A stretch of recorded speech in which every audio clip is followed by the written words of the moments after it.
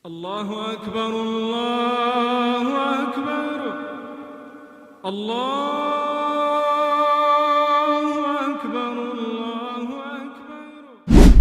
Ang pagsasagawa ng wudu ayon sa pamamaraan ng propeta or sunnah. Sa pagsasagawa ng wudu ay unang kailangan gawin ay magkaroon ng niyya or layunin na di binibigas ng malakas, isa puso lamang. Pangalawa, bigkasin ang Bismillah, simulan sa pangalan ng Allah. Pangatlo, hugasan ng dalawang kamay, kanan muna ng 3 ulit mula dulo ng daliri hanggang pulso. Linisin ang pagitan ng mga daliri. Paalala, gumamit ng sapat na tubig, buksan ang gripo sa sapat na lakas nito upang hindi magkaroon ng pag-aaksaya. Pang-apat, magmumog ng 3 ulit, kanang kamay ang gamitin.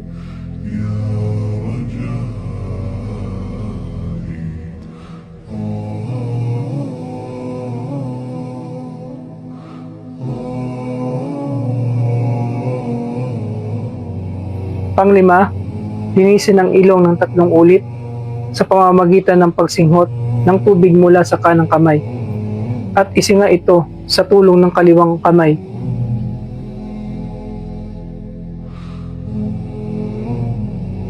Pang-anim, hilamusan ang buong muka ng 3 ulit, hagurin ang balbas.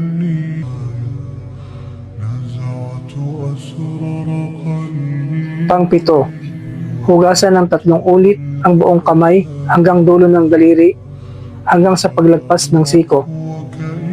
Unahin ang kanang kamay at isunod ang kaliwang kamay.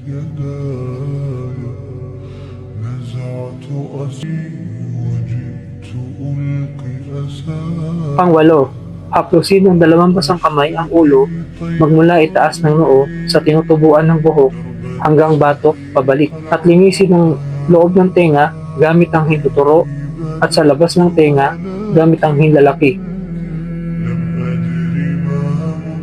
Pang-siyam, hugasan ng paa hanggang bukong-bukong ng 3 beses. Linisin ang pagitan ng mga daliri nito, kanan muna bago kaliwa. Isagawa ang wudu ayon sa pagkakasunod-sunod na walang patlang.